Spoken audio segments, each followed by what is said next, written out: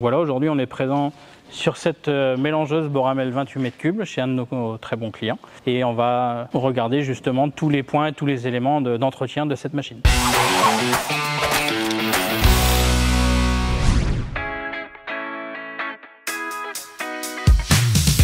La première partie là, très importante à vérifier sur une mélangeuse, ça va être le graissage de vos transmissions. À savoir, chez Gelin, on va être sur un graissage beaucoup plus rapproché, 50 heures. Pourquoi 50 heures? Il est plus facile de graisser plus souvent, avec moins de quantité de graisse, pour vraiment faire en sorte que les cardans et les croisillons durent dans le temps. Donc à savoir sur le cardan principal et tous les cardans qui vont se trouver sous la mélangeuse. Dans ce cas présent ici, on va retrouver un cardan entre la boîte principale et la boîte de vitesse de la pailleuse.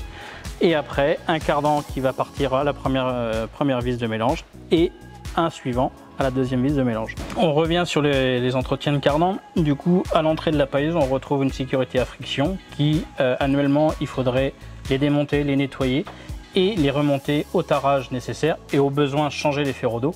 Et pour avoir les cotes, renseignez-vous auprès de votre concessionnaire ou chez Gelin directement. Donc en deuxième point, on va retrouver les vidanges des boîtes à vitesse. Boîte à vitesse principale, boîte à vitesse de la turbine de paillage. Donc tous ceux-ci vont concerner les Boramel et les aéromel. Sur cette vidange là, on va être la première à 50 heures et les suivantes tous les 350 heures. Donc avec de l'huile de la 80-90. Ensuite, concernant les vidanges, on va retrouver chez Gelin, toujours pareil, un niveau d'huile en partie avant avec son réservoir de 4 litres d'huile qui va communiquer avec les 1, 2 ou 3 boîtiers sous les vis. Vidange à faire 50 heures et après tous les 1000 heures. Donc 36 litres d'huile dans chaque boîtier. Nous allons retrouver sur chaque organe de distribution une trappe guillotine. De temps en temps, nettoyer les glissières de chaque côté, que ce soit pour ici une trappe de distribution latérale, la trappe de la turbine de paillage. Et après, en termes de nettoyage, vous pouvez avoir la même chose sur les trappes de tapis. Nettoyer le tapis aussi, tous les produits qui peuvent s'agglutiner à certains endroits. C'est fréquent à faire, mais surtout à ne pas mettre de graisse sur les glissières de trappe. En ce qui concerne le graissage de tous les organes de travail, à savoir sur une goulotte, une orientation de pivot de goulotte, les têtes et axes de vérin, on va être sur un graissage grosso modo tous les 100 heures. Il faut savoir que c'est un organe qui travaille très souvent, donc mieux vaut qu'il soit toujours bien graissé de manière vraiment à augmenter sa longévité de vie. Pour complémenter l'usure des couteaux, quand est-ce qu'il faut les changer? Il y a un moment relativement opportun. À un moment donné, quand les couteaux commencent à s'user beaucoup, la machine va couper beaucoup moins, la coupe du fourrage sera beaucoup moins franche.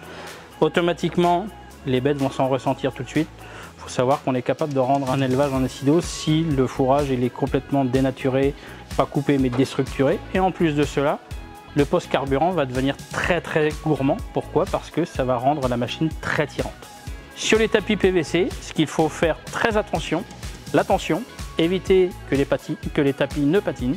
Vérifier aussi le décrotteur, le système de décrotteur au sein même des rouleaux pour vraiment faire en sorte que ça puisse éjecter le fourrage qui va se trouver enroulé sur les rouleaux s'il y a. Et vérifier aussi les sorties pour ces décrotteurs là qui ne soient pas obstrués pour vraiment que ça sorte. Donc l'aspect du train roulant, on va retrouver graisseur sur les moyeux bien évidemment, graisseur au niveau du balancier, mais aussi au niveau des pivots d'essieux, à savoir que chez Gelin, les essieux vont avoir un carrossage sur les roues de manière à les faire carrosser en tournant pour éviter tout ripage au niveau des pneumatiques.